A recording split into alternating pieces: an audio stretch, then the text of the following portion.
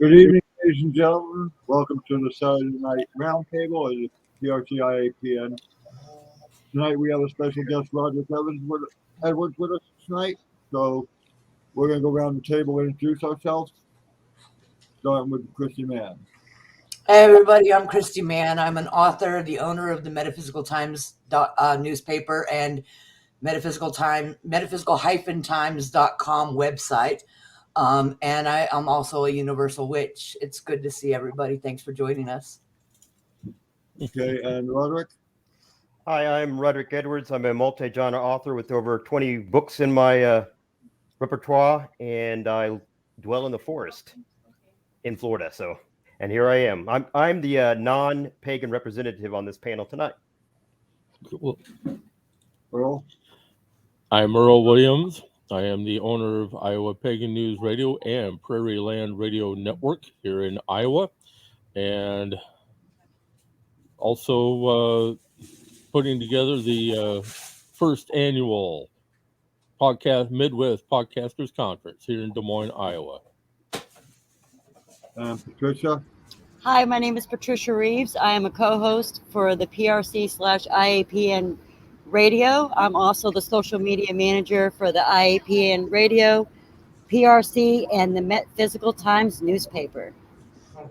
And I, of course, am Reverend Edward Sott. I am the head of the Pagan Rights Coalition, as well as I am the editor-in-chief of the Full Moon magazine, which is owned by the Metaphysical Times, and in addition to that, I'm the production manager for the IAPN.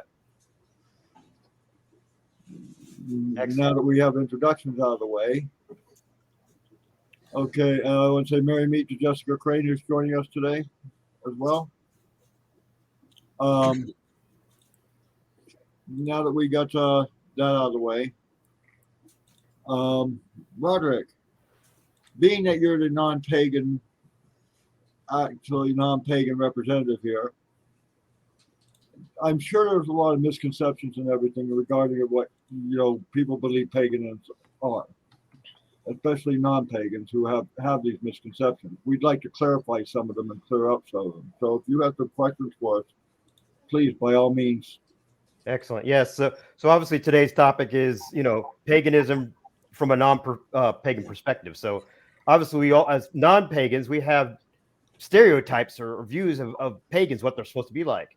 And so before I begin with my questions, I want to address the pagans here in the room, in the panel, and the ones that are listening. The questions we have are not meant to attack or not meant to judge or anything like that. It's just a view that we have. We grew up with it. We had TV shows we watched. This is how we've seen the pagan world. So we don't know anything about pagans. We're not supposed to learn anything about pagans. We're supposed to just live our daily lives. So hopefully you realize that's not what this is about. However, there are stereotypes which do have some element in reality. For example, and I'll use the Russians because they seem like they're the whipping boy right now, so it'll be okay. Russians, when you think of Russians, if you have never met one, you might think of vodka drinkers or fur hat wearers or people who are living in cold climates and oh, they talk like this or whatever. But that's not the case. And that's also not the case with pagans. As we pointed out before the show, pagans are everywhere. They're pagans are your neighbors. Their pagans are bankers. They're not just in the woods hanging out with doing seances and stuff like that. So that's what we're trying to get at.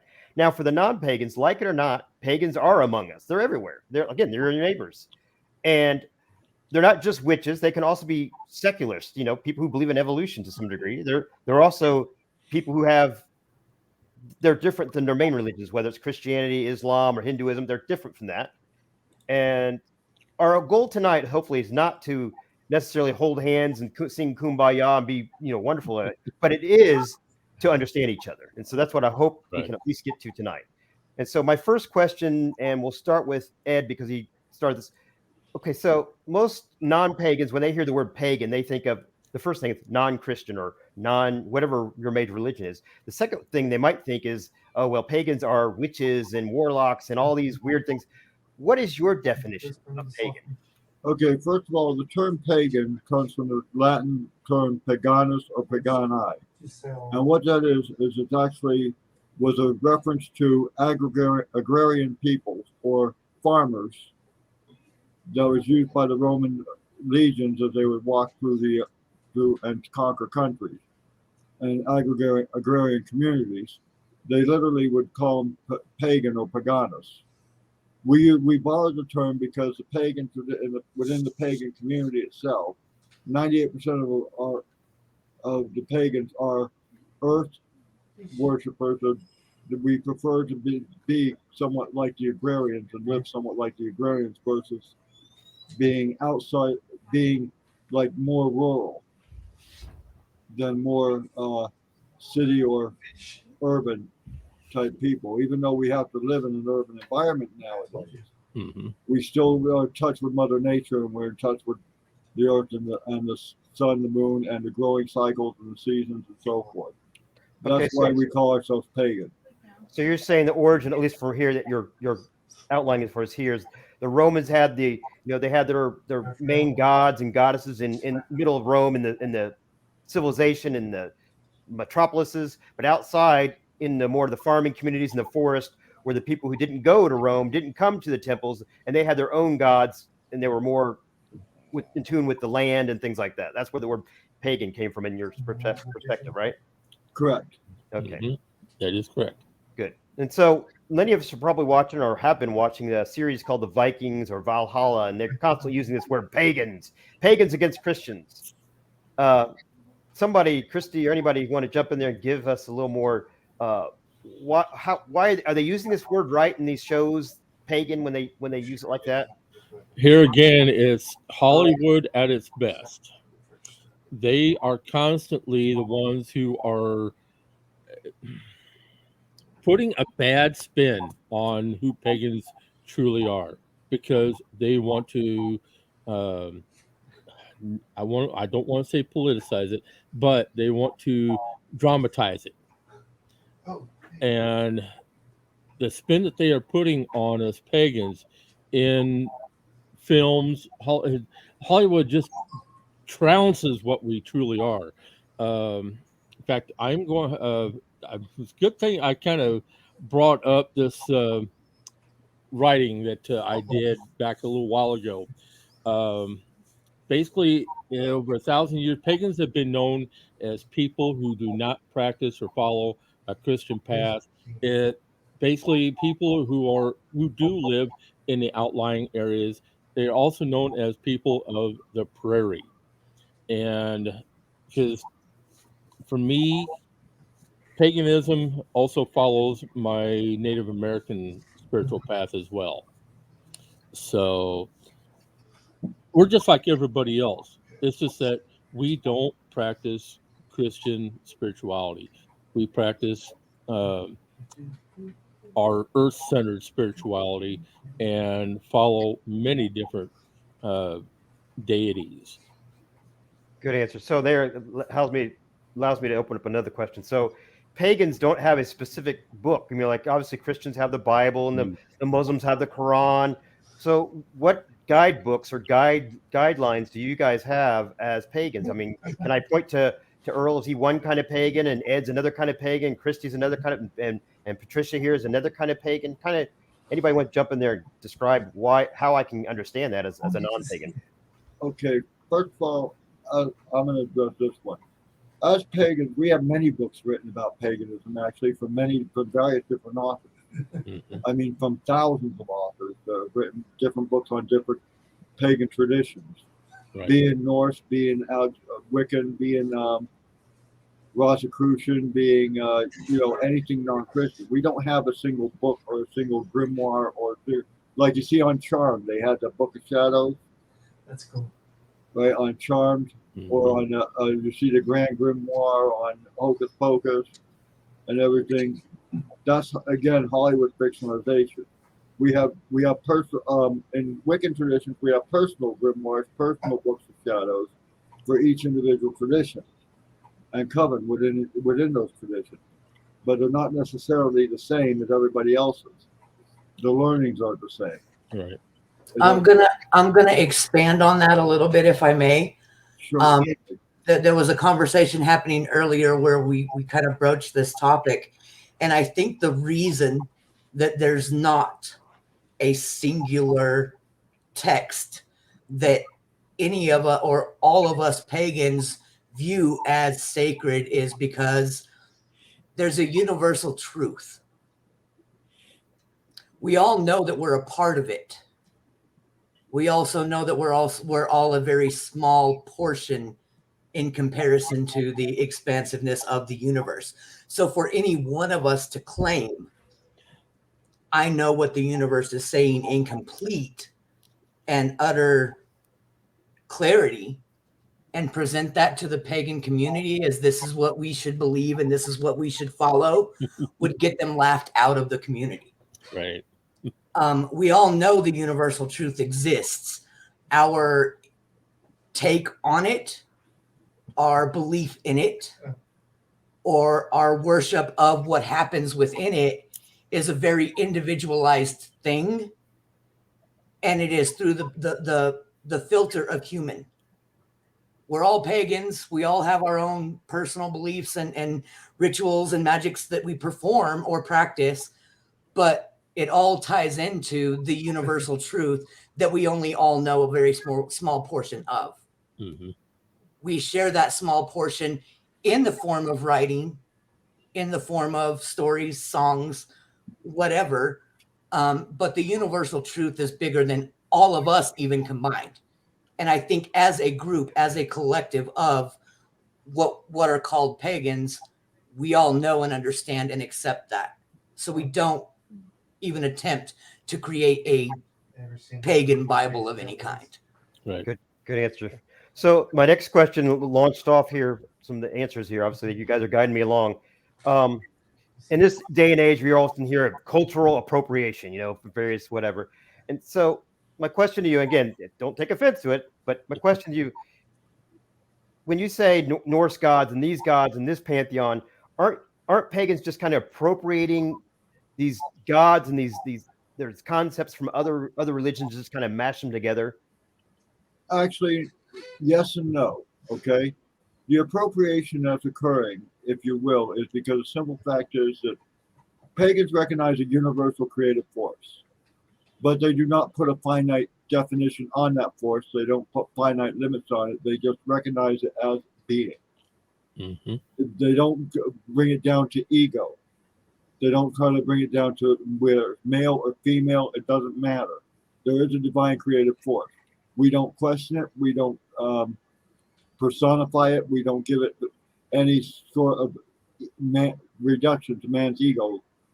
And this ain't an attack on the Christians either, who have their God and their single male deity. Okay. Now, what we do, however, is we borrow what's called archetypal principles to represent ideas of what we're seeking in our own personal lives and so forth. Like in the case of me, for justice, for example, if I want to seek justice, I use the Norse pantheon to represent justice with Tyr and Freya, because the simple fact is that we recognize in nature it takes a male and a female, a masculine and feminine force in order for creation to exist. So if I want to create the concept of justice, I might borrow Tyr and Freya from the North, or I might borrow Apollo and Athena from the Greek, or Apollo and Minerva from the Roman. Okay, to represent those particular aspects only. So it's more like an archetype or an archetypal principle. Okay, good. You explained it. I was going to push back a little bit, but you explained it really at the end there, because at first you're like, okay, the pagans don't personify, but obviously these religions that you're using to archetype have personified. There we go. I get it out there. I got these little big lips. Sorry here. Personified these, and you obviously overshadow that and move on beyond that. So my next question, though, it'd be, because you kind of led into this then, because you talked about justice. Is there a discernible moral, what's the creed, I guess I want to call it? I'm trying to think of words good. Creed that's shared among almost all pagans. Is there a creed like, do no harm or something that we can figure out? Yes. Okay, let's get into that. Who wants to take that first? Can I go first? Go ahead. Because there will be counters, and I'm aware of that. There are that something to be understood is that there are sections within the global term pagan.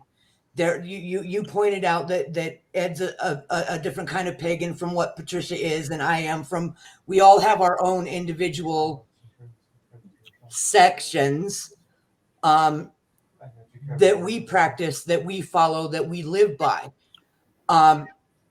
There are certain sections that have laid out what they believe, and a lot of people have seen those and they have gone, okay, yeah, those work.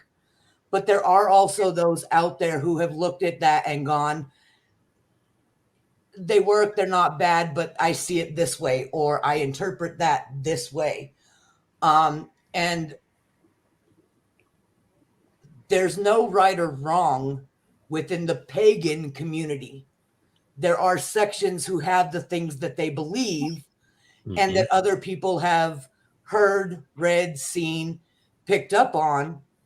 But are you talking about practices, or are you talking about the morals that are shared among them? Practices, we get that. You're going to have different practices by different factions.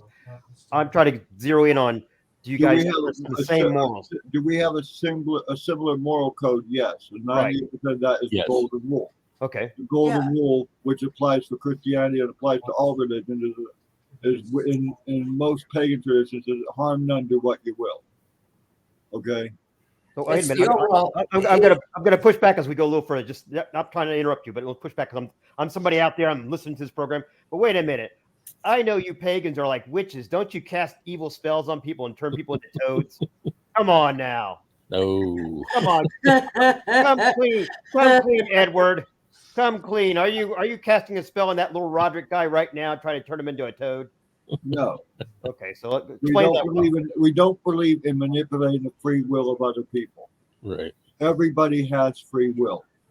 It's a granted right to every human being that we have free will. Right. There are witches out there among us, though, who will play with free will a little bit. Yeah. They who will play around with it, who will manipulate it, who will perform rituals in the form of hexes and things of that nature. For us, I think it falls more under the guise of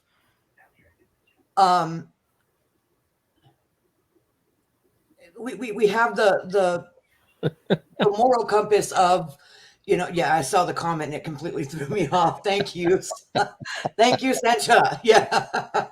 Well, we have that, the moral compass for us, I think, even if it's not spoken, if it's not put out into the world, is, you'll hear people call it, don't be a dick. You'll hear atheists talk about, I do whatever I want to do.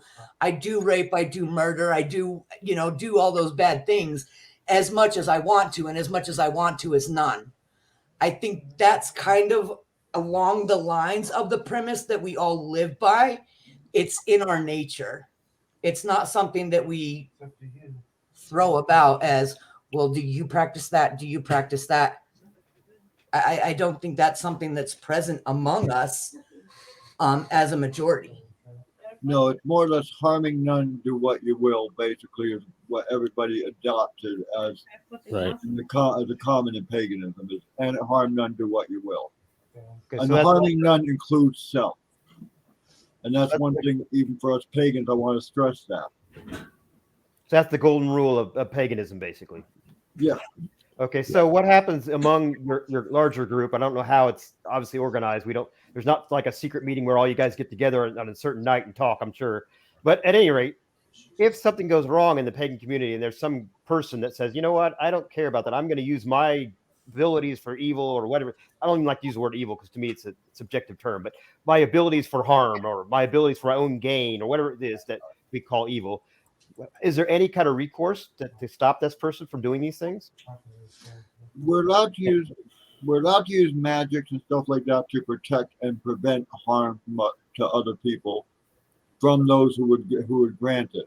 However, we mostly allow nature to take its own course against them, or karma, which is which has its own thing. And we have a thing called the threefold law, essentially just mentioned. Mhm. That what you send forth comes back to you in three aspects: physically, emotionally, and spiritually, which does has those repercussions karmatically and dharmatically. But here's the thing: if we find someone in our community that is acting negatively or wrongfully against somebody else, that person is normally chastised or even ostracized from the community because of the fact that the community does not, as a whole.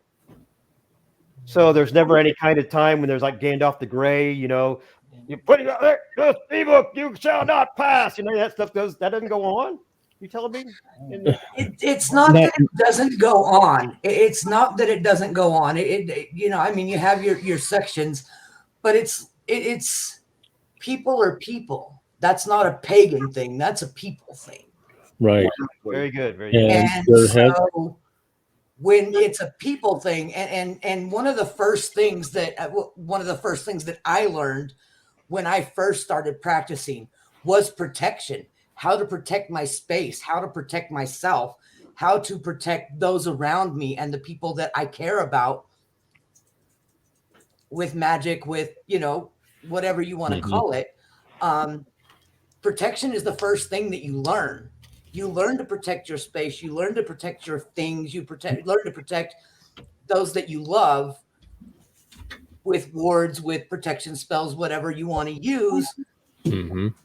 And then you don't really have to worry so much about people behaviors. They kind of sort themselves out. We kind of all just go, oh, okay, that wasn't cool. Let's go over here and do this. It's not you've messed up, go away from us. I don't think it's ever really been it. I can't say never. I'm sure there have been instances where that happened. But among the people that I know and the situations that I have been in for the last 15 years, it has been more of a people are going to do what people do. We protect us. We protect those we care about and let it sort itself out. Right. And there has been instances where there have been some people who have basically misconstrued and basically become very good manipulators to get people to do things during their training that most others are going to tell you, no, you don't do. And those people have been outed from the community. And we do protect our own. We do protect our own. Yes. In the pagan community, there's a term we use actually, and it's called warlocking. And that's basically the removal of somebody who is an oath breaker or a liar, someone who betrays the very tenets of their coven or traditions. Okay? That's where the term warlock does not refer in most common pagan communities to male witches. It does have its origin in the root word werelok and werloga, which is oath breaker and liar. And if you were determined an oath breaker or a liar or a warlock back in the 1500s, that could be your head. That would have been your head. Mm-hmm. Literally taken off your shoulders. These days it might mean I mean we're all interconnected. I mean there are none of us that are on this panel right now that are in the same location, and yet we're all connected. Right. We all spend a lot of time together looking at each other's faces and talking, doing a lot of videos and such like this. And so there is that connection. And so if one of us hears about something that's going on, we kind of talk about that amongst ourselves, and then we all form our opinions, and then, you know, we go out into the world, and if we encounter that person, that's part of a filter for us. Oh, this is that person that we were just talking about in that meeting we had. Okay, let me deal with them accordingly. It may cause us to put some distance. it may cause us to keep them at arm's length and not let them into our inner circle until we feel things out. But it's not an outright ostracization anymore when we don't cut off people's heads for, breaking rules or breaking oaths that they've made. That's not us. That's not modern paganism. But Okay. we still kind of frown upon the word, though, because of some factors of what it actually means. Of warlock, yes. Yeah. But let me push this a little further. I'll swerve back to this conversation, so I don't answer this question yet. But what do you do though if somebody gets, they just don't care anymore? Do they still have their their abilities to do these things? And can they continue to grow in their abilities?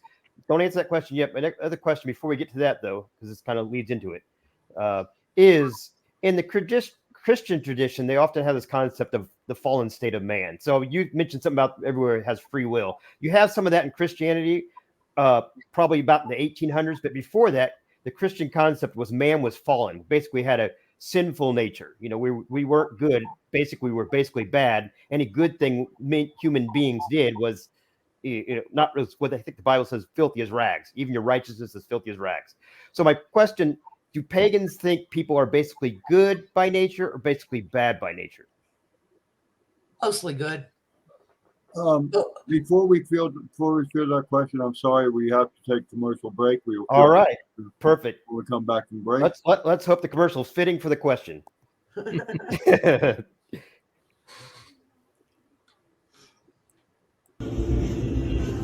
just walked into this coffee shop. You'll never guess what I found. All the help is deeply engrossed in Metaphysical Times. You should too. I'm at the Egyptian, 475 Park Avenue in Idaho Falls, Idaho. You get your very own copy for free, and we're open till 10.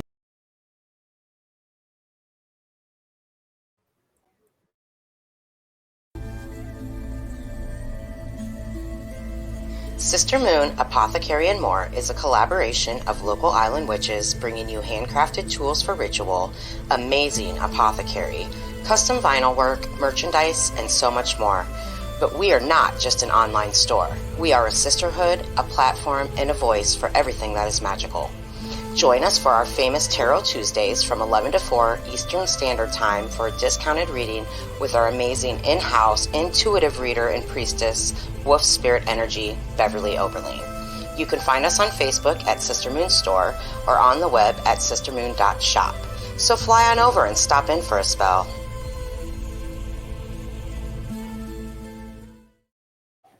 Okay, thank you for everybody for watching our quick broadcast, our quick advertisement. Is coffee basically evil or basically good? I don't know. We need to ask that question later on for another show. If you, Roderick, if you want to reiterate that question. Okay, so the question basically is, obviously in the Christian stance, that humans are fallen creature. They're basically subject to their own sin. They're sinners by nature. And my question was, in paganism overall, do they see people as basically good or basically bad? Like, because there was a lot of stuff that Christy was saying was, we have those people and everybody has a potentiality of being bad. I think, I don't know if I'm putting words in her mouth there, basically being bad, but she doesn't see it very often. And whereas Ed was saying people are, we don't transgress people's free will. People have free will. Okay, so let's try to mesh this together. Are people basically in pagan idea, are they basically good and trying to do good things? Or are people in humanity in general basically greedy and selfish and trying out for our own selves? Which one are we? Okay, well, I'm going to start this one off. Okay, go ahead, Earl. Here again, that is the church's way to instill fear into the masses. That's been their MO for centuries. Because, for one thing, the Christian church formed itself around paganism. They formed themselves around the pagan idols, pagan imagery, even our holidays. But yeah, essentially, mostly good. Anybody else? I think we approach everyone as neutral until they prove themselves otherwise, is the common. We see everyone as kind of a neutral space until they show something that shows us that they're inherently good or shows us that they're inherently bad, and we try to act accordingly. Right. I'm the same way. I like you until you gave me a reason not to like you. You know, I'm not judgmental at all. Whereas some other religions might be judgmental, but I just believe people fear things they don't understand. And that's just the way the mundane world is. I mean, we can't change it. We can try to, but you know, what can you do? But just keep going. So. Right. Correct. Paganism itself, magic is neither black nor white. It does not have, it's just the physical manifestation and manipulation of energy in accordance with one's will. And like that, people are neither black nor white. They are we look at people from neutral perspective, like Christy just iterated, until they show what their own moral statements are. For example, if we go in the United States here and in most of Europe, right? It's illegal to not wear clothing and walk around naked, correct? In public, yes. And Yeah. it's also immoral. It's also considered immoral. Now, on the other hand, we go to a country in Africa where their morality says it is illegal and immoral to wear clothing, right? Mm-hmm. Whose morality is correct and whose is wrong? I am the beholder. Neither and both. Yeah, neither and both. Okay, therefore, as it says in the Christian Bible, when in Rome, do as the Romans do. You adapt to the societal norms and laws and legalities to which we live in. And pagans also do the same thing. We do monitor ourselves and try to monitor ourselves.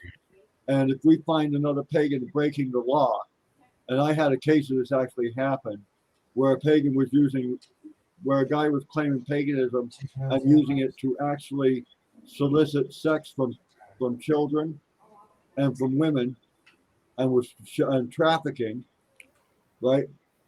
Yeah, by all means, I busted that place big time. I ended up having to go. It turned out to be in Canada, so I had to literally go cross jurisdiction to get it nailed. Mm-hmm. Okay. That's another example of how we take care of our own within the community. I mean, we would take care of non-pagans. Like if the five of us were hanging out at a restaurant, and on the way out, we see somebody who's not part of our group, who we don't know whether or not they're pagan, or even if we do know that they're not pagan, they're staunchly Christian. We're not going to watch them walk out in front of a bus and not reach out, grab them, and pull them back and save them. It's more likely that we are going to do that, where you will have some people in some religions that will be like, no, they're not part of us. Whatever happens to them happens. That's not us. That's not pagans as a general rule. We are the ones that will reach out and grab you if you're about to be hit by a bus, regardless of whether you're part of the pagan community or not. Right. All right. So go ahead. Yeah, Earl, you got something else? This also speaks to myself personally, because I'm also a first responder in the community, both in the pagan community and my general community. I've been a volunteer first responder for years, and basically I've dedicated myself to assisting others, to help others. So that's basically falls along my spiritual path, and then also along the guidelines of we look out for our own, but we also look out for people around us too. Exactly.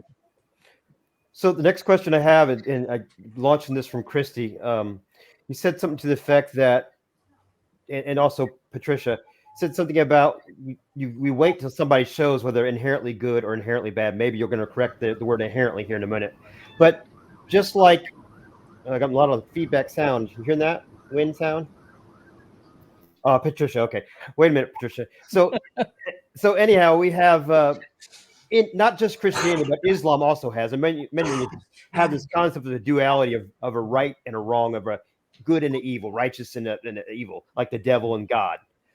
Do pagans have a concept of anything that's impacting bad, okay, dark pagans, or you want the ones that are, you guys say you push aside because he's not doing what he's the oath breaker? Is he following some kind of devil or some kind of evil influence, or is that just his own, his own? Yeah, that's his or her own volition, what they do. Because as Ed said, there's no black magic, there's no white magic. It's the intent that you put into it. And here again, that speaks to somebody's character. And so that person's character is going to reflect solely on themselves. So there's no, and again, the words I'm using here aren't even useful, but the word evil and stuff like that. But there's no dark force or dark influence. Like, there's obviously, you guys believe there's some kind of force, we'll call it God or universe or however we've been using it. But is there an opposite force that is negative, is trying to cause people to do wrong and inherently wrong and try to get them to do no? There's only a positive force. And so anytime people break from that, they're breaking from that positive force. That's what you're saying to me? There's only a force. It's neither positive nor negative. It's neither positive nor negative. What makes it positive or negative is what you do with it. Right. Exactly. And in that same vein, what some people would consider doing something dark with it doesn't necessarily mean that it makes it a dark or a negative thing. There are some practices, some rituals, some spells that require energy to be used negatively. There are, it doesn't make it bad. Right. It just, in order to accomplish the task that is at hand, we'll go with the most widely used example, sacrifice or blood magic. There are instances where a spell might call for a blood sacrifice. The word sacrifice, we're taking, someone's life, isn't the only definition of sacrifice. We sacrifice our time, we sacrifice our energy, we sacrifice our money and any number of things in order to accomplish a particular task. Right. Blood is the same. It's a life force, it's a life energy force. Sometimes a spell might require it. That doesn't make it evil.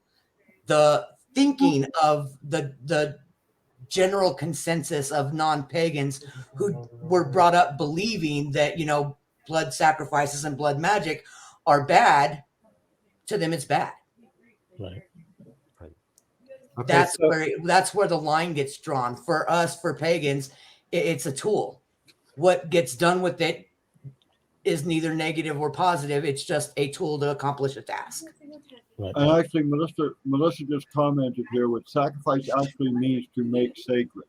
And she's absolutely right. By definition, sacrifice is to make sacred. And in the Christian faith, if you really look at it, Jesus sacrificed himself for the sins of man. Blood magic. Okay. So we're going to circle back to the original question now. So we've established that in paganism, there's only a force. It's neither positive nor negative. It can become either one. Sort of like electricity. You're going to have the positive, you got to have the negative. They're not good and bad. It's just positive and negative. You have to have both. So my question now is, you got hypothetical in a way, but you have somebody goes off the deep end and they're using. Do we have a representative of evil or good, like in Christianity and other faiths? I'm sorry? Are you asking, do we have a representative of evil and good, like in Christianity or other faiths? Is that what you're basically asking? Well, yes. And what do you do about it if you had a counter? I mean, they're constantly using this person or a group, commander. It could be one of the factions that are constantly using their magic and stuff to cause havoc. What do you do about it? In paganism, we don't believe in a devil. Right. Okay, in paganism. We believe there's inherent good and evil in every man and in everything. Okay, there has to be the balance of both. in every man, in everything. Right. The universal yin and yang principle, if you will, that you see in Zen Buddhism, for example, is very similar. Okay? The aspect of balancing energies, like you were saying with the electricity. You have a positive and a negative, and then you have a neutral in electricity. The neutral wire itself is a grounding wire. It's used to ground the energy, and that's the center point of it. Right? Your positive is the one that feeds the charge, or negative is the one that receives the charge and rotates it. The circuit. So the same thing, it completes the circuit. Mm-hmm. Well, it's the same thing applies in paganism. But again, what if you have somebody or a group in paganism, and it has to have happened somewhere, time in history, especially the ones who have studied history. I'm leaning on Ed, maybe Earl, and any of the other ones, but I know Ed has shown himself to me to be somebody who's studied this history. Somewhere in your history of paganism, there had to have been somebody or a group who just went off the deep end, and they were going very dark and using their abilities for the negative. And what was done about it? How does it stop? Define going off the deep end. Well, Ed gave a personal thing where somebody was trying to traffic women. Well, let's say instead this person's trying to gain a lot of money, and they're trying to use it for their own gain. I mean, I imagine that paganism also doesn't. In the case of what I had to deal with, okay, right. How it was stopped is law enforcement got involved, the mundane world got involved, and I contacted law enforcement, both the FBI, because they were trafficking across the United States into Canada, and I contacted the Canadian Mounted Police. But you didn't use any of your powers or abilities to do anything about it. And we worked in unison with those two. You worked in unison along with also England and the UK with Scotland Yard to actually bust this place. Right. We discovered where it was at. We reported it to the proper authorities. The authorities took the matters in their hands, set the jurisdictional provinces and everything else, and then thus took the place down and busted the No, in mundane situations like this, you use mundane means. Right, but I'm not talking about that. I'm talking. I get that. This person, this group, and is using these abilities to gain money and favor and fame and who knows what. It had to have happened at some point, because we're all human, and somebody at some point is going to use their power for wrong or at least for selfish means. What do you do? Well, ignore them or what? Basically, when something like that happens, it's usually because somebody's on a power trip. They're letting their ego right, but what happens? Dictate. Right. So basically, the instance that I came into right from the get-go when I came into the community, basically somebody got on a power trip and wanted things done his way and his way only, and it caused a severe rift in the community, and to the point where the community was split in half. And when that particular section, not the community as a whole, right, just that particular section, and so basically in that instance, some people were ostracized from the community for their views, but the good part about it is that he finally started seeing that this was not working and basically decided to start working together with other people. So it managed to work itself out because of karma. Okay, so that's a good one. Karma. Somebody in the chat mentioned this earlier, and we've mentioned this rule of three. I want to go back further and where this came from, because I get it. I kind of understand the concept. Whatever you do comes back to you in three, right? Am I getting that right? Karma, kind of. Threefold. Whatever you put out, the energy that you put out comes back to you 3 times the energy that you put out. Well, it seems like an arbitrary number. So threefold does not necessarily mean 3 times. It's right. 3 aspects. Explain to me whatever you do, affects you and others in 3 ways: physically, emotionally, and spiritually. Right. And to prove this point, I can give you a classic example. You're walking in a park and you see a young lad flying a kite. The kite falters and crashes to the ground. You walk over to the kite and you render it to shreds under your feet and walk off. Physically, what happens to your body right now? Your muscles start getting tighter. Your stomach starts turning in knots. You just destroyed this kid's kite. Right? You start getting sick to your stomach. Emotionally, you're feeling guilt. You're feeling shame. You're feeling anger because you've done what you did to this kid. Spiritually, you feel like you're in a void. Now, scene 2, you're walking in the park, a young lad's flying a kite. Kite falls, crashes to the ground. You pick the kite up and you launch it high in the air, physically. And now the kite's dancing in the wind. Physically, what's happened to your body? You feel lighter, you feel young, you feel more youthful, more energetic. Emotionally, how are you affected? You're happy, you're joyful, you're feeling the same as that kid, right? Spiritually, I bet you feel like that kite and you're touching the heavens. That's the threefold law, folks. Okay, now where does it come from? That's a great explanation. Now, where does it? It's arbitrary. How far back can you see this in? I don't know. I'm just going to say pagan documents or writings. I would say probably around 1939 when Reed was written. What was written? The Wiccan Reed. Okay. Which is a poem written by Doreen Valiente and Gerald Gardner. And it was written, it said, mind you threefold law you should, 3 times bad, 3 times good, but ye send forth comes back to ye, so ever mind the rule of 3. There's a verse in it. And it's kind of a verse that got adopted by so many in the pagan community that it became a commonplace thing.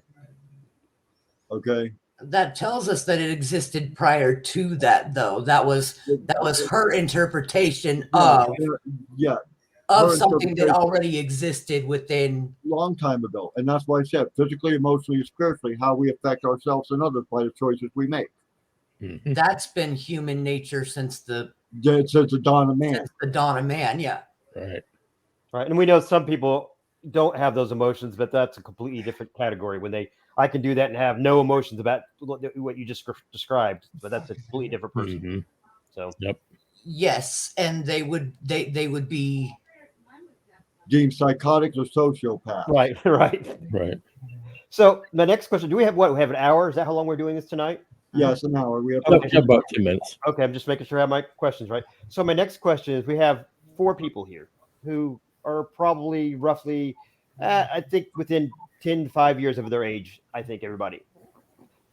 Did you guys come from some former belief system like Christianity or any other belief before you adopted paganism? And if you did, we'll start with Ed and try to lead it to like a sentence or so, or a paragraph or so. But describe what happened to you and why you converted, if you did, if that's how it happened. Well, I was a Baltimore Catechist Catholic, growing up in a military background. There we go. Is the dog snoring already? And because of that, I actually got to the point where when the church changed, I was dissatisfied. So at the age of 8, I started seeking other paths. My stepmother was a Wiccan, Alexandrian Wiccan high priestess. She started teaching me the way of the craft. In the meantime, I started studying under other teachers in other Eastern mysticism, Western mysticism, and everything else, to where I started learning all the religions. And I found my own path in paganism, personally. Perfect. Okay, Christy? Yeah, I was raised Christian. And by Christian, I mean everything from Pentecostal to Baptist, to universal or non-denominational. I walked away from church long before I found my pagan calling, I guess you'd call it. There was probably about 10 or 15 years in between when I left organized religion and found my pagan path. What was the second part of the question? That was really the question how you've gotten. Okay, so when you first arrived into your paganism, what was the experience? What was the?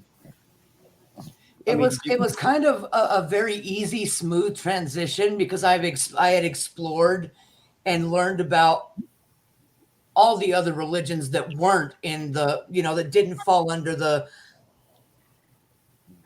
title of Christian, agnostic, atheist, doing a little bit of stuff. My daughter at the time was coming up, and I learned kind of vicariously a lot from her because I didn't force her into any particular religion. She had friends that she was going to school with that went to different churches and different mosques or synagogues or whatever. And I let her go and experience all of them. And then when she came home, we sat down and we had a talk about it. We did some research online about it, seeing, exactly how much we could learn. And then she would be like, well, is that what I am? And I'm like, well, that's a decision that you have to make for you alone. Well, what are you? I'm kind of universal. I believe a little bit of all of it. And she was like, oh, okay. So we've done everything from Protestant to Buddhism. My daughter has practiced Buddhism, and me right there beside her, watching and experiencing the whole thing to gain knowledge that I didn't otherwise have. All right, thank you. Ed, Earl, before you tell us, I want to ask the dog when it's converted to warthogism. That would be long. Yeah, that would be a long, good path. Yep. Go ahead, Earl. I'm sorry. Go ahead. Okay. Basically, for me, growing up in a small community here in central Iowa, well, I'm actually in eastern Iowa now, but I grew up in a small farming community in central Iowa where we have like half a dozen different churches in our small town of population 1,300. So all of us kids got sent to the Methodist school, Methodist church for Sunday school. So that's basically how I was brought up. And I tried, as I was growing up, I tried the non-denominational route. And there are just certain things that really put me off, because one of which basically all the people cared about was their stature in the community. That's all they cared about. And so it wasn't until about 2003 when I came into the community, and because I got introduced to it and discovered that, hey, this makes a hell of a lot more sense than what they were trying to teach me back then. And it's like, okay, now I know what path I need to be on. Perfect. So Patricia, she's I think she's reporting from on scene. Patricia, how's the weather out there? Is it pretty good? Yeah, other than the airplanes going by. So I hope that doesn't, make it so nobody can hear me. I was brought up Catholic. I never really was into it. Every time I'd go to church, I would just wiggle, squirm, and I just couldn't get anything out of it. And I always kind of knew I was different, even from a young age. I could see things out of the corner of my eyes and look and just not really know what it was until later on in life. I started off in high school. I learned actually the pendulum. I got into the pendulum, and a friend of mine in high school was into witchcraft, and I was really, curious at that point, and I asked her a lot of things, and it struck me. But then for a long time, I was in the closet, so I started just being solitary. I was afraid of what my parents would think of me, especially my mother, because she was a single mom, and then, my stepdad. So I kept it hidden for a long time. Even so, up until recently, 3 months ago, I really came out in the community that, this is who I am, and I'm not hiding it anymore. So that's kind of my little spiel. Very good. That gives you an idea. Excellent. So we all have fairly similar background. So let me ask one more question then. I think we have 6 minutes.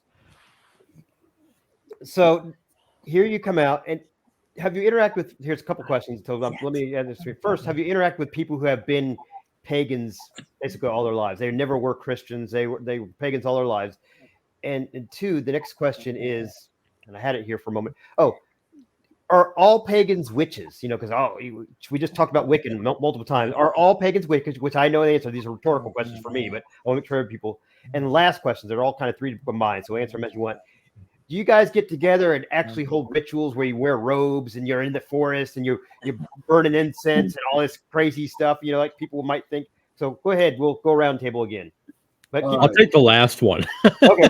Watch our time though. Okay. All Wiccan or witches are pagan, but not all pagans are witches. Right. Okay.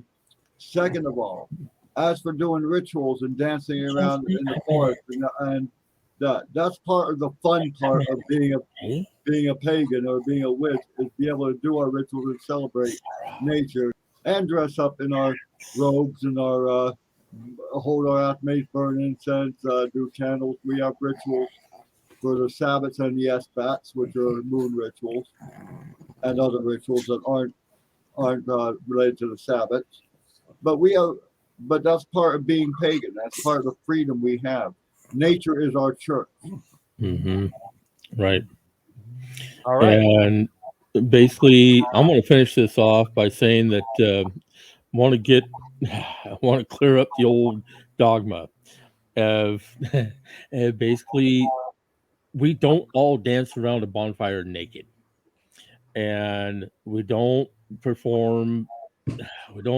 out there just performing spells, casting hexes willy-nilly. No, that's not what we do.